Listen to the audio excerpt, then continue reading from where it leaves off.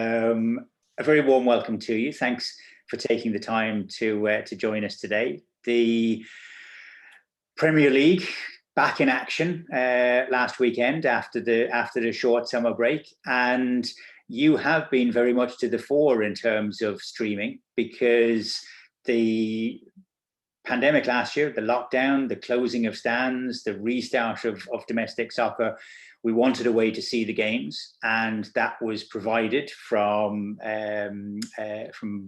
Watch LOI as it was at the time with RTE. It also ran through the first half of this season, but then that ended, and LOITV, which had been brought in at the start of this year to introduce the first division matches and the Women's National League, now carries all of the Premier League as well.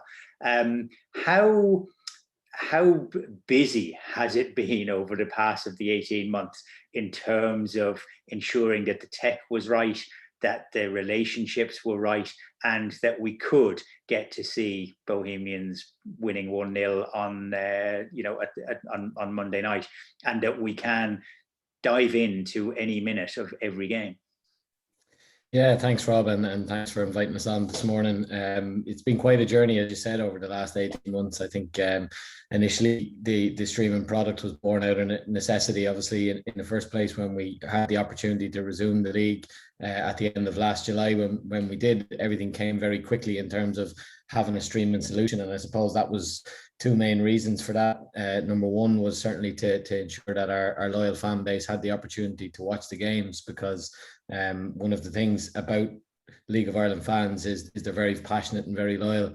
And for a lot of them fans, when there was a resumption for the league last year, it was very exciting. But the thoughts of not being able to see their team on a weekly basis, as they would do, was one that we certainly couldn't comprehend, and one that we didn't want to happen. So streaming service really was a necessity at that point. And we were very grateful, certainly, for Declan McBennett and RTE Sport and GA Go for everything that they've done last year to ensure Watch LOI was ready when it was for the start of the season at the end of July, and it was really successful. It was excellent to be able to have a professional product with RTE Sport behind that, but that still was only the Premier Division, as you mentioned, which was the 70 games that we covered. So when it came to the off season, and we had dabbled a small bit towards the end of the season in FAI TV productions of the underage National League finals, for example, the Women's National League title decider between Peamount and Shelburne, and the First Division playoff as well, and we had sort of done that through YouTube. So it was keen for us then at the start of the season, when it became evident that fans still wouldn't be in stadiums for kickoff this year, that we made sure that we were now bringing not only the Premier Division, but the First Division and the Women's National League to a wider audience.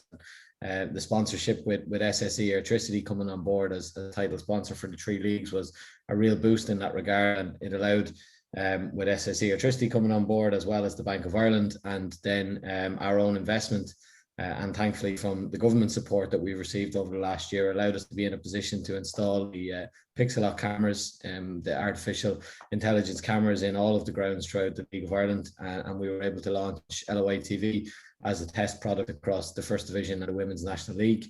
And again, we had hoped by this point in the summer that we would have fans back in stadiums. Obviously in Dublin we were hoping to host the Euros as well, as obviously we've discussed previously. But when it became evident then that wasn't going to happen again, still for the second half of the season, moving the Premier Division on to LOI TV when the current Watch LOI agreement ended was a key objective of ours, to make sure that we had consistency now across all the three divisions and under the one brand of LOI TV on an improved platform. So yeah, it's been quite a journey with various different aspects to it, but so far it's been very successful, and clubs have done a fantastic job in recent weeks in making sure that their productions are up to scratch, and that the fans are able to see still every minute of every game, as you said. It is indeed the case that we would have hoped that we would have had a few more fans back in. I know there was 100, I think, at Daily Mount Park on Monday night. We would, of course, have been looking forward next Tuesday to hosting England and Germany in the Euros, but life throws curveballs and you just have to react to them, and that's what we do.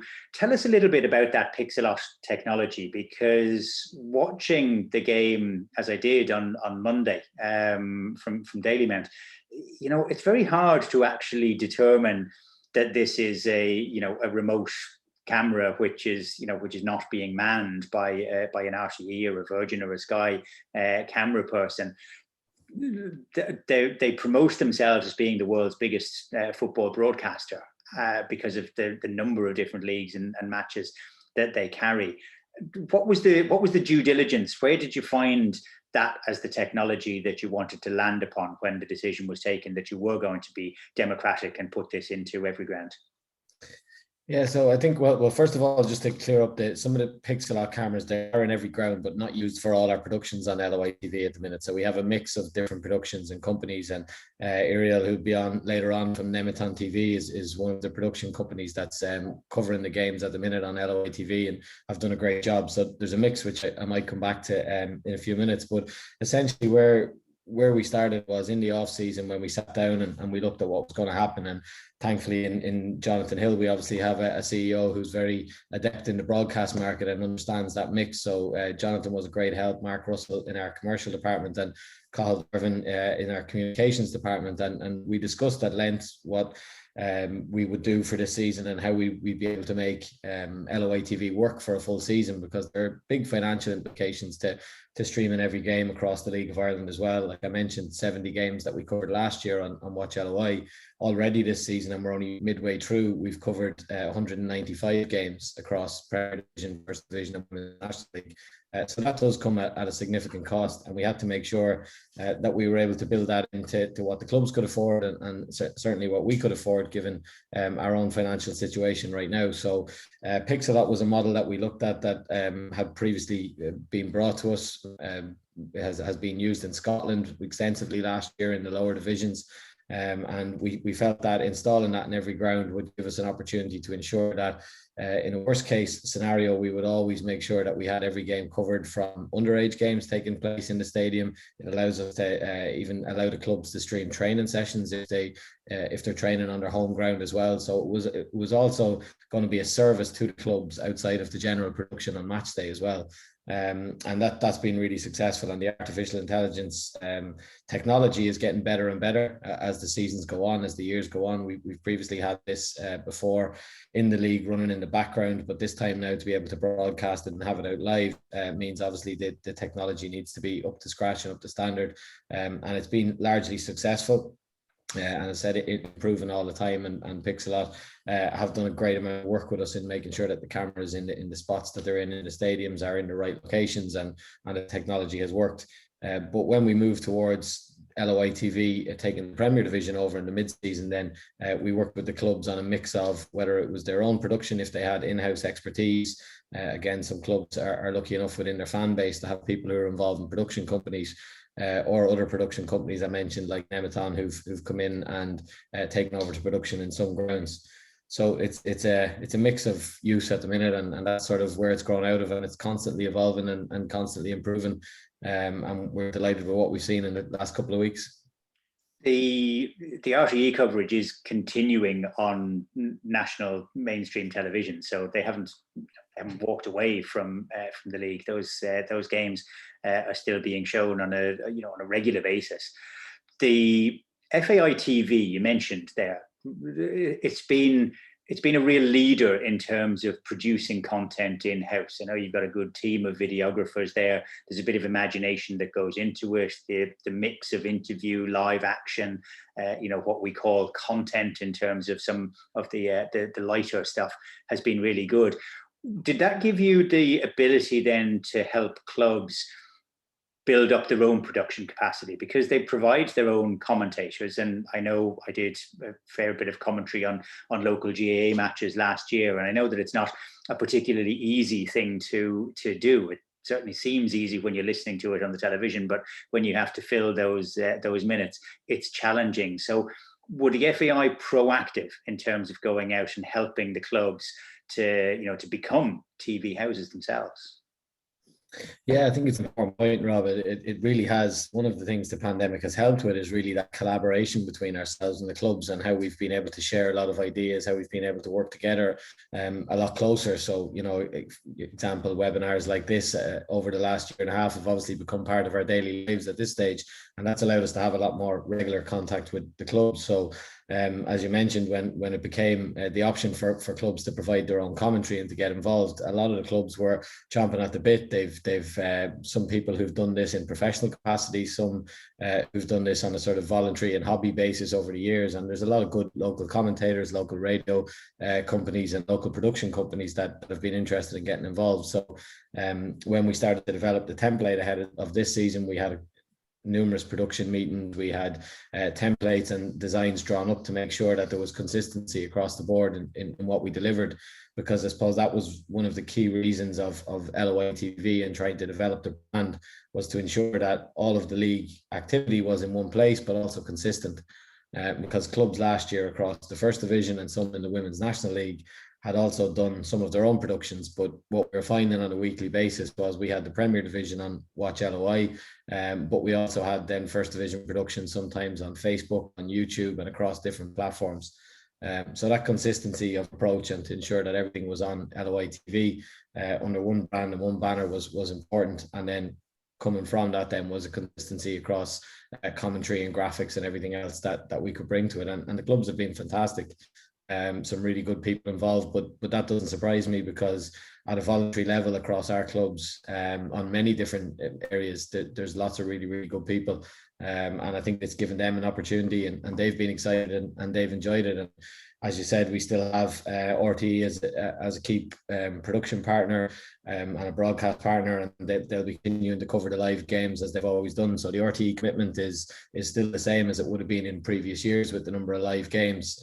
But the difference this time, and fans still being out of stadiums, is that we can make sure that we cover every minute of every game on LOI TV. So yeah, it's been very, very important learning curve for us, and something that we now want to build on for the future, because what we do want is to make sure that LOI TV is around for the future, and it's not just for this year or just for the pandemic. And what we've tried to create with the new platform and the pixel lock cameras and the in-house productions is that we have a platform now that's here for the future as well, and that when fans are back in stadiums, we have various different options, and we can start to really tap into a new fan base.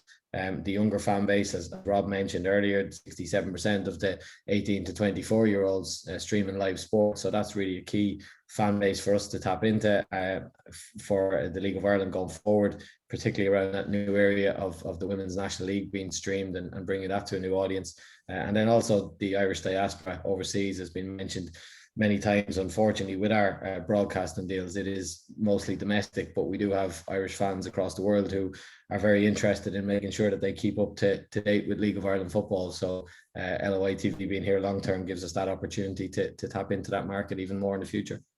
And it is a revenue stream for clubs as well. It was last year when when money was badly needed. It's I'm aware, like we haven't looked in detail at the amount of revenue or the subscription numbers which are coming through, and that's fine, because I think this is still a very much an early stage bedding in period. I always like to consider the fact that Netflix went out of business twice before it became an overnight success 20 years after it was originally founded, and this is the same. It's going to be there. It's been collaborative so far with the clubs, and they've bought into the concept that they wanted to have their games streamed live. Is that going to become part of the licensing process in years to come? Do you think that it's going to be one of those basic standards that clubs are going to have to meet in order to be part of the SSE Electricity League?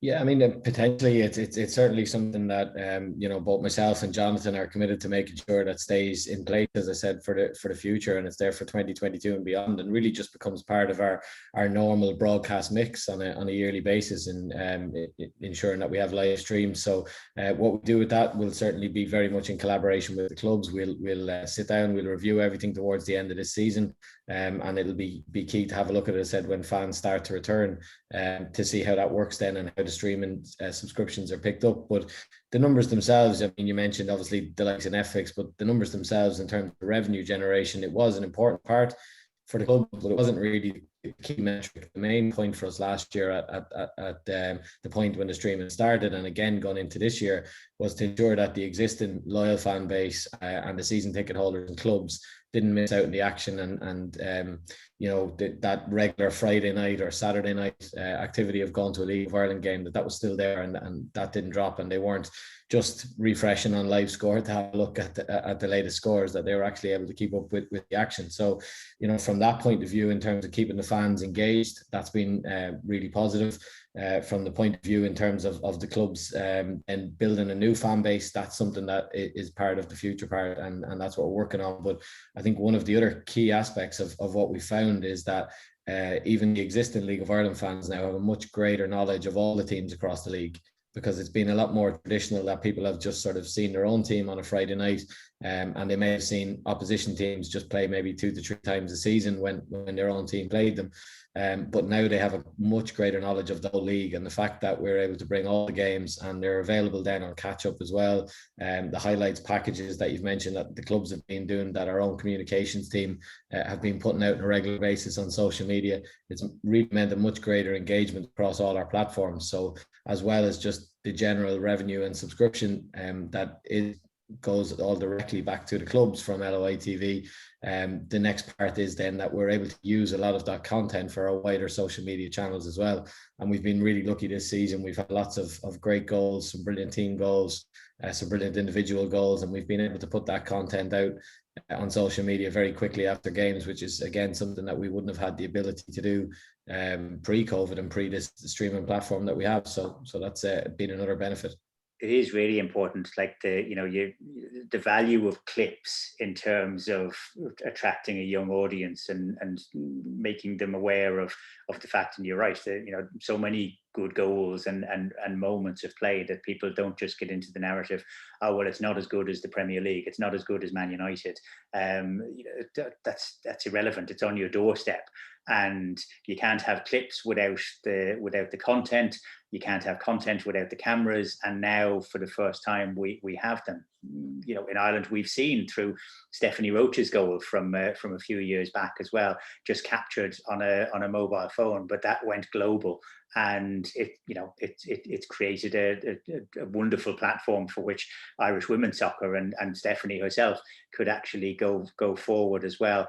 The mix of different production facilities and things like that, is it something that you've been hearing back from the fans, that they're comfortable, that they're happy to be able to see it, and that they don't need necessarily the full bells and whistles? We mentioned that in relation to live score, that their coverage is probably going to be similar. It's going to be pared back. There won't be a flash studio and instant analysis of graphics and everything else. Is that younger audience, are we ready for that? Do we want to see the live and then move on to the next thing? Is that what you're feeling or getting in terms of feedback?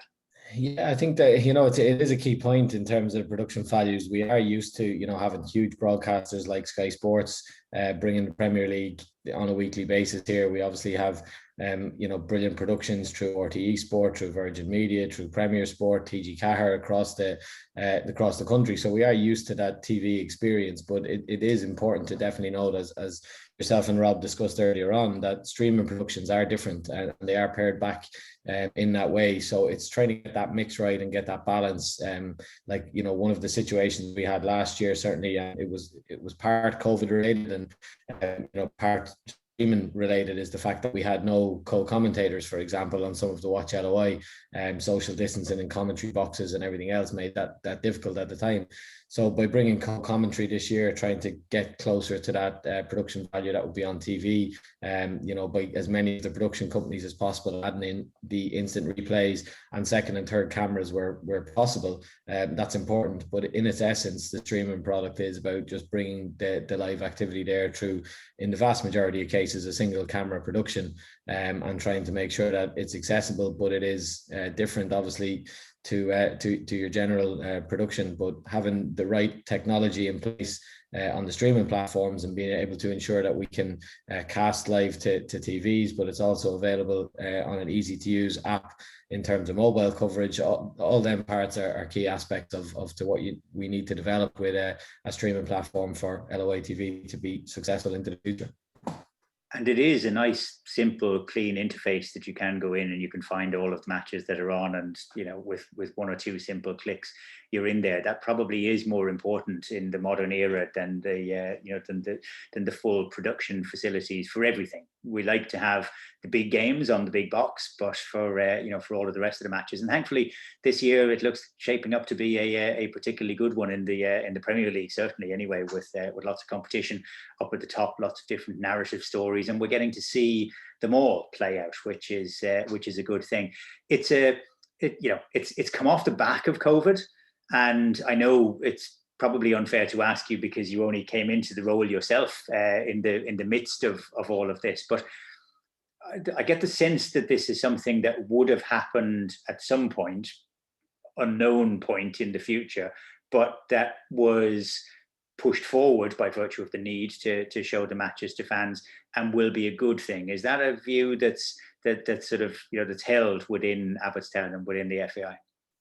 Yeah, certainly. I mean, it certainly was something that we had been working on in the background and done small tests with, and a number of smaller stream games, but it certainly was just thrown to the forefront then because of COVID when it hit at the time.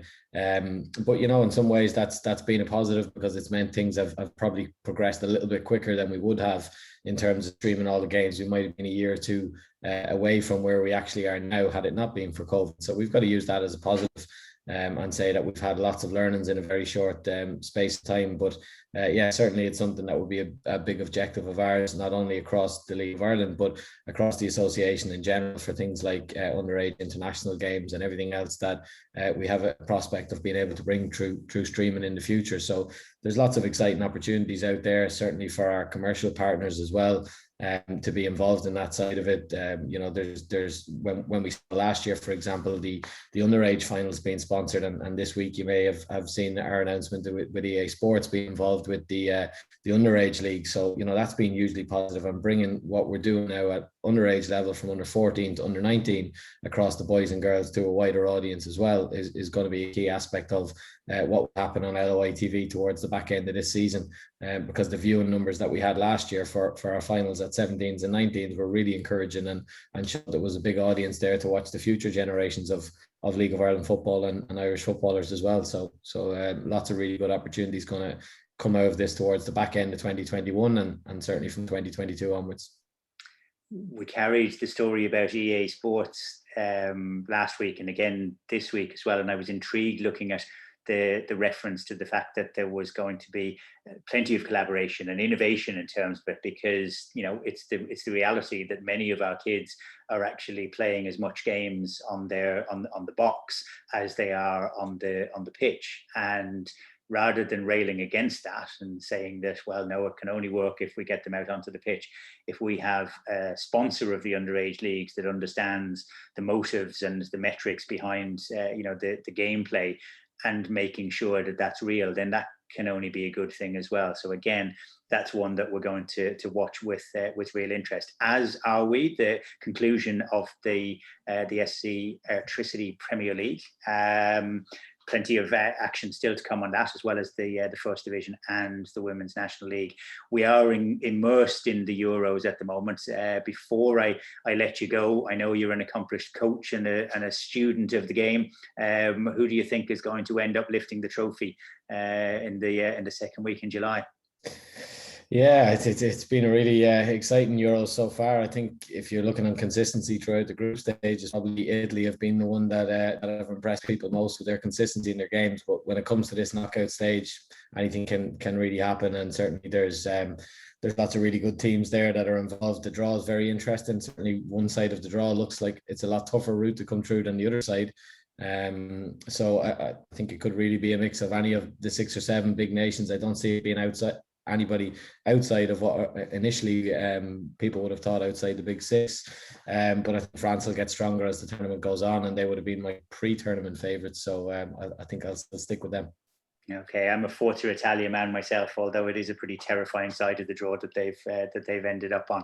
It'll all be good to whet our appetite for the return of fans to the Aviva Stadium for the visit of Portugal and the rest of our World Cup qualifiers in September. But in the meantime, if you're watching this and you like football and you like the Euros, do yourself a favour, and when you're allowed to get back into the stadium, go out there and visit your local League of Ireland club as well, because the crack is mighty, as they say. Yeah, Thanks and just on that, Rob, as well. Well, we still have you this Friday, as you probably know. There's a break in the Euros coverage, so for anybody who's been interested in the conversation that we had on LOITV today, we've full rounds of games coming up on this week as well. So for an opportunity to look at the streaming platforms and see what we have available on LOITV across Premier Division, First Division, and the Women's National League returning from a mid-season break.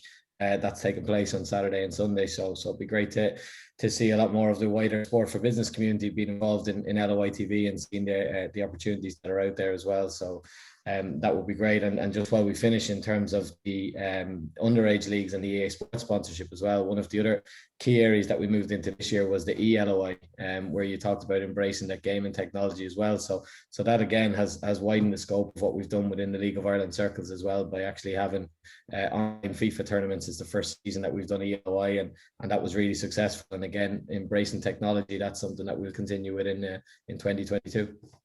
A few exciting conversations with Rob Garrigan on the ELOI as well there. We have got a weekly esports column on Sport for Business, trying to keep on top of that. My hair is the wrong colour really for being engaged too much in esports, but got to make the effort. For the moment anyway, to you, Mark Scanlon, thanks a million for taking the time to share the insight on an exciting future for LOITV.